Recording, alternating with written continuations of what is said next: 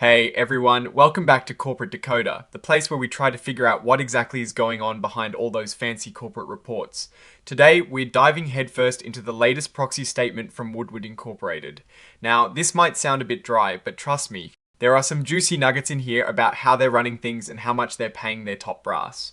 Before we jump in, if you love getting the real scoop on companies, make sure you've hit that subscribe button, and if you want to dive even deeper and chat with us about these filings, join our Discord community. It is linked right down in the description. Alright, so what is the big deal with a proxy statement? Think of it as a company's annual report card for its shareholders detailing who is running the show, what they're getting paid, and what important company decisions are up for a vote. Woodward is holding its annual meeting virtually this year on the 28th of January 2026. Which means you can actually tune in from your couch to cast your vote. Woodward is a big player in energy control solutions for both aerospace and industrial markets. They design and build all sorts of complicated systems for planes and industrial equipment, aiming to power a cleaner future. Sounds pretty important, right? Charles Blankenship, Jr., the chairman of the board, sent out a message to stockholders. He is highlighting that the meeting is virtual to make it easier for everyone to attend. He also stresses how important your vote is. That is a pretty standard message, but it emphasizes the desire for shareholder participation. Now, let's get to the real meat and potatoes, the proposals up for a vote. First up, they're electing directors. This is pretty standard stuff. You vote for the folks who will be guiding the company. They've got 3 nominees for a 3-year term. Looking at the director nominees, David Hess, who is 70, is up for re-election. Now, Woodward has a policy that directors generally retire at 70. However, they've made an exception for Mr. Hess. They say he has a short tenure, extensive experience in aerospace and defense, and his skills in operational execution are crucial right now. This is an interesting move. While consistency can be good, deviating from a retirement policy can sometimes raise eyebrows. They've also laid out the skills and experience of their board members. It is pretty impressive. About 7 out of 9 directors have financial expertise, and a good number have manufacturing, aerospace, and industrial experience. This suggests a board that is well equipped to understand the complexities of Woodward's business. They also highlight that 8 out of 9 directors are independent. That is a good sign for good corporate governance, meaning most of the board isn't directly employed by the company and can offer an unbiased view. This is usually where things get fiery, the say on pay vote. You get to vote on whether you approve of how the company is paying its top executives. Woodward's executives are compensated with a mix of base salary, short-term incentives, and long-term incentives, mostly in the form of stock. The company highlights that a significant portion of the executives' pay is at risk, meaning it depends on the company's performance. This is a common practice to align executive interests with shareholder interests. Let's look at some numbers here. For fiscal year 2025, the short-term incentive plan, or EIP, paid out at 127% of target. For the long-term incentives, about 50% of the award opportunity is performance-based, tied to things like total shareholder return compared to other companies and return on invested capital. And for the fiscal year 2023 cash long, term incentive awards, those paid out at 200% of target. That is a huge payout, suggesting the company hit some very high performance goals. Now, for the big numbers in 2025, CEO Charles Blankenship's total compensation was over $10 million. That sounds like a lot, but wait, a huge chunk of that, nearly $6 million, is stock awards. And another nearly $3 million is from the incentive plan. His base salary, the fixed part, was around $1.1 million. This structure, with a large portion of pay tied to performance and stock value, is designed to reward success.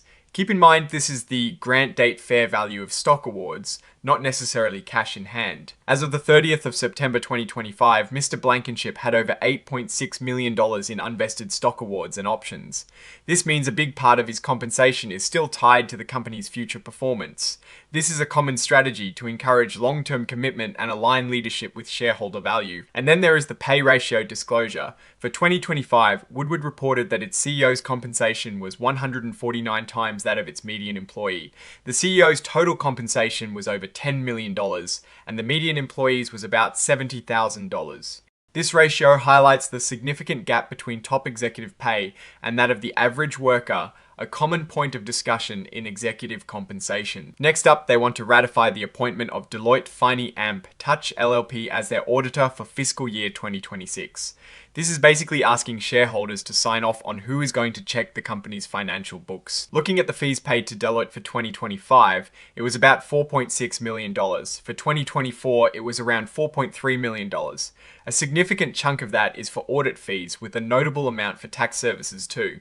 It's important to see that these are pre-approved by the audit committee, which is a good governance practice. This proposal is about changing the rules of the game. Currently, certain major company decisions, like amending the company's charter, mergers, or selling off most of the company's assets, require a 2/3 majority vote of shares. They want to change this to a simple majority. The idea behind this is to prevent a small minority of shareholders from blocking decisions that a majority supports. This can make the company more nimble, but it also means fewer hurdles for major changes. This is another change to the company's rules related to how directors are elected.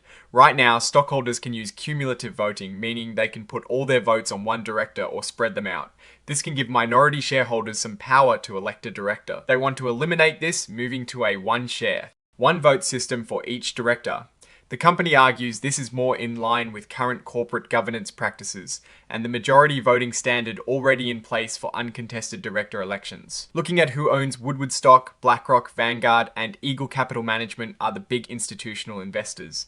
They hold substantial percentages of the company's shares, meaning they have a significant say in major decisions. Among the directors and executives, Charles Blankenship Jr., the CEO, holds a notable amount of stock, which is a good sign of his commitment. Now, looking at these results more broadly, Woodward seems to be navigating the complexities of its industry effectively. The push to eliminate supermajority voting and cumulative voting standardizes governance and aligns with modern corporate best practices, potentially allowing for quicker decision making. The executive compensation is heavily weighted towards performance, with significant long-term incentives tied to stock value and company performance. This, combined with substantial stock ownership by the CEO, suggests a strong alignment between leadership and shareholder interests. However, the large gap between CEO and median employee pay, while common, remains a point of discussion for many. The company's reliance on non-GAAP measures like EIPs and free cash flow for incentive plans means that investors need to pay close attention to the footnotes and reconciliations to understand the true financial health and performance driving these bonuses. A notable risk or opportunity lies in their stated purpose to power a clean future. As the world shifts towards greener energy, Woodward's position in energy control solutions could be a massive growth driver, but they also face competition and the challenge of adapting their technologies to evolving market demands. In conclusion, Woodward appears to be a well-governed company with a performance-driven executive compensation structure and a clear strategic vision. The proposed changes to their charter aim to streamline decision-making. While executive compensation levels are high, they are largely tied to performance and stock value. The key for investors will be to watch how they adapt to market shifts and how their ESG initiatives translate into tangible business success. Alright, that is our breakdown of Woodward's latest proxy statement. What is your take on these numbers and what they signal for the company's future? Drop your thoughts in the comments. If this analysis was valuable, hitting that like button really helps, and subscribe for more deep dives. Don't forget to check out the Discord in the description. Thanks for watching. See you next time.